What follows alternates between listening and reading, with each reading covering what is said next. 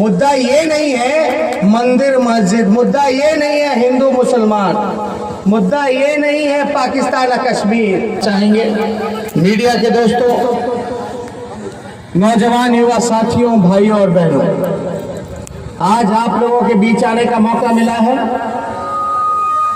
इससे पहले पूर्व में वक्ता अनादि जी ने जो आप लोगों के बीच बातों को रखने का काम किया, पूरी तरीके से जो बीजेपी का जो रोल रहता है चुनाव में कि सांप्रदायिकता कैसे फैलाई जाती है, हम बस आप लोगों के बीच इतना कहने आए हैं कि अगर आप लोग बीजेपी के झांसे में पड़िएगा तो असली मुद्दा से आप लोग भटक जाइएगा। असली मुद्दा क्या है? बेरोजगारी,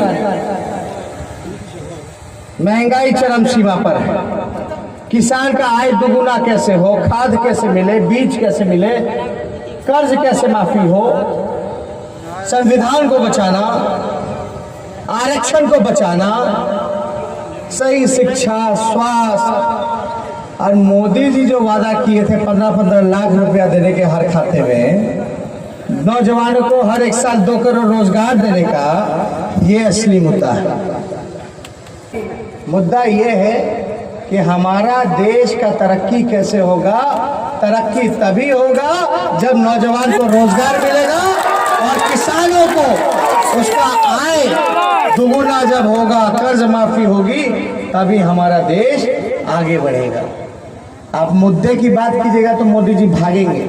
कश्मीर पे एक गिरिराज सिंह है ना, बीजेपी का नेता, हम लोग जो जनता का जब सवाल पूछते हैं, जब आरक्षण की बात करते हैं, भाईचारे की बात करते हैं, वो हटा दो माइक से। तो सुनिए, जब हम लोग सही मुद्दे की बात करते हैं तो गिरिराज सिंह बोलता है कि इन लोगों को पाकिस्तान भेज देना चाहिए। हम बोलते हैं गिरिराज सिंह के बाप का देश है जो हम लोग को पाकिस्तान भेजेगा। रांची से जिंदगी में रहे रांची में, भेजेगा कराची। तो आप लोग सुनिए, ये बीजेपी वाला लोग कुछ नहीं करता है, आगे साइड दीजिए ना, खाली झूठ बोलता है, झूठ प्रचार करता है। भाई ये मोदी जी भेजेंगे क्या इसको? सुनिए, झूठ का प्रचार करने वाले लोग बीजेपी के लोग हैं। ये लोग साथ में लगवा देगा और सीधे पीछे जाकर के गरीब का, जो दलित है, जो पिछड़ा समाज से आता है, अति पिछड़ा समाज का है, उसका आरक्षण खत्म कर दो। यही चालाकी में लोग चल रहा है। आज ऐसा पहला चुनाव होगा जिस चुनाव में लालू जी आप लोगों के बीच नहीं है शारीरिक तौर पर। उनको जानबूझ करके दूर रखा गया चुनाव से, जनता से, क्योंकि भजपैया सब जानता था कि अगर लालू जी बाहर रहेंगे तो किसी माई के लाल में दम नहीं जो हमारे संविधान और आरक्षण को छेड़छाड़ कर सके। लोग जानते थे। लेकिन अगर कोई भजपैया होगा यहाँ पर तो कान खुल करके सुन ले कि गलत फहमी में मत रहना कि लालू जी को जेल में बंद करा दिए तो ये अपने मंसूबे में कामयाब हो जाएंगे। लालू जी का बेटा यही खड़ा है। अगर गंगा जमुना तहजीब को, भाईचारे को बिगाड़ने का कोशिश करेगा, अगर भजपैया अगर हमारे पिछड़े का, दलित का आरक्षण पे नजर डालेगा,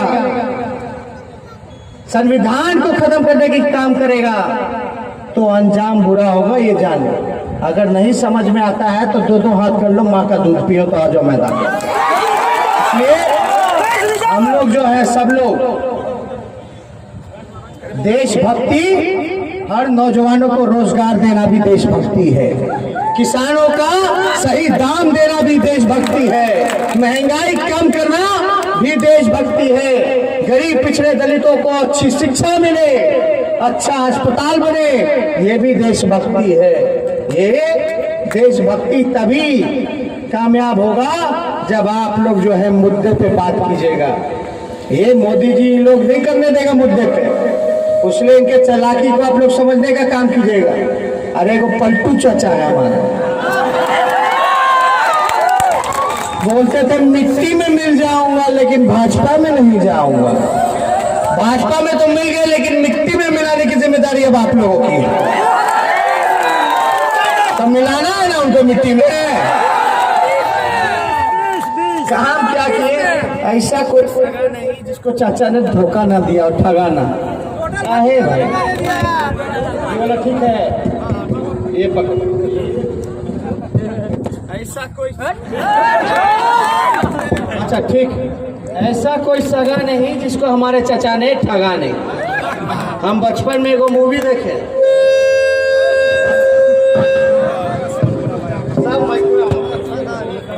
छोड़िए, हम बचपन में एक मूवी देखे चाची 420, कमल हसन थे उसमें, पुरुष से महिला बन जाते। अभी हम देख रहे हैं चाचा 420। ये बोले कि शराबबंदी के 4 साल में 4 सरकार बनाए ना, 4 साल में 4 सरकार। जिस राज्य में 4 साल में 4 सरकार बनेगा वहाँ विकास संभव है? नहीं हो सकता। सरकार आएगी, बनेगी, बिगड़ेगी। अगर यही मन लगा करके 5 साल काम करते के सरकार में तो आज बिहार की अररिया की रूपरेखा अलग होती, लेकिन नहीं। तो आप देखिए क्या काम किए, तो शराबबंदी कराए, है ना। आप बताओ शराब चालू है कि बंद है? चालू है कि होम डिलीवरी होगा? 200 रुपये का बोतल 1500, मुंह बोला कीमत मिल रहा है कि नहीं मिल रहा? तो इस शराबबंदी नशा मुक्ति के लिए नहीं की गई है। शराबबंदी 200 और 1500 में कितना का अंतर है? 1300। ये 1300 किसके पॉकेट में जा रहा है? ये पलटू चाचा के पॉकेट में जा रहा है। हमारे चाचा इंजीनियर ना है, इंजीनियरिंग दिमाग लगाए हैं इसमें कि माफियाओं से सेटिंग कर लो। गरीब अगर तार का पेड़ पे चढ़ जाए, महुआ पटोरे लगे तो पकड़ के जेल भेजेगा। अमीरवन से पूरा चाप के डेली सुबह शाम पिएगा तो उसको कुछ नहीं होगा। बालूबंदी कराए, बालूबंदी में बताओ बालू महंगा हुआ कि सस्ता हुआ?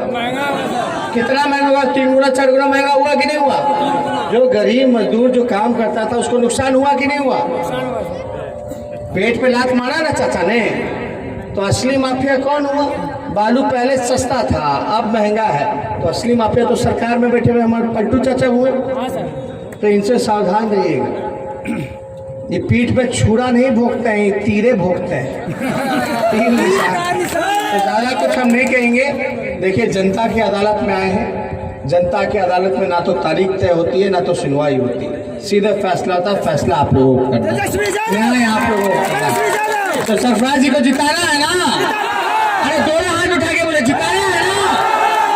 और देखो भाई, लालू जी को तभी नहीं मिलेगा जब सरफराज जी जीतेगा, नहीं तो ये बेईमान साहब आने नहीं देगा, तंग करेगा, फिर आपकी लड़ाई कौन लड़ेगा?